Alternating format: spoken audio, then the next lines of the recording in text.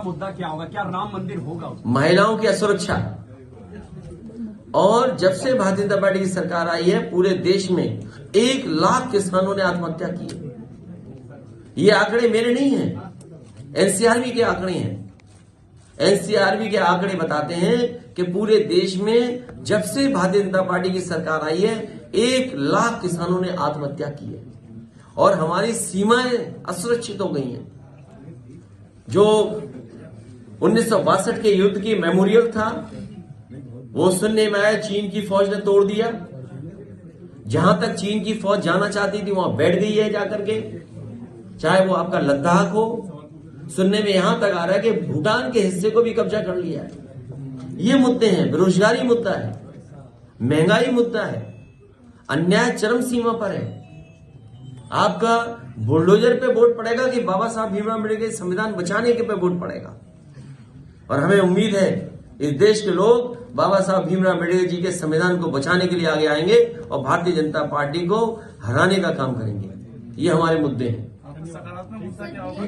से पहुंचती रहेगी और जितना हम समाजवादी लोग प्रयास कर रहे हैं लोकतंत्र को बचाने के लिए, हमें पूरा भरोसा है अपने ईमानदार निष्ठावान पत्रकारों पर और चैनल के साथियों पर कि इस लोकतंत्र को बचाने में उनकी भी भूमिका महत्वपूर्ण होगी। हमारी पार्टी के जिलाध्यक्ष, महानगर अध्यक्ष आए हैं। पार्टी की तरफ से निर्देश लगातार जा रहे हैं।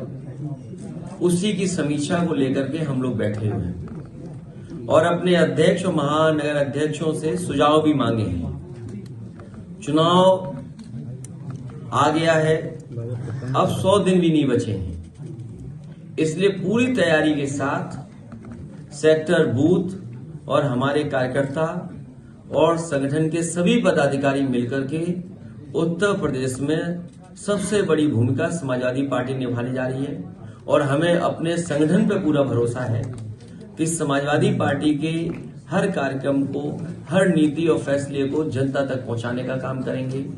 हाल ही में जो वोटर लिस्ट को लेकर के हमारे अध्यक्षों ने काम किया है, इनके कई साथियों ने बहुत अच्छा काम किया है।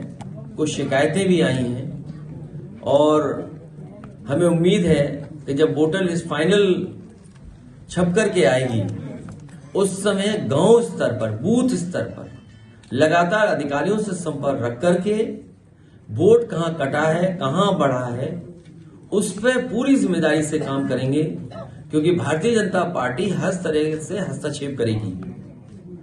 आयोग को भी कहीं न कहीं दबाव मिलेगी। जो अधिकारी हैं वो भी कभी कभी भारतीय जनता पार्टी के रूप में काम करते हैं, इसलिए हर तरफ संगठन के लोगों को नजर रखनी पड़ेगी।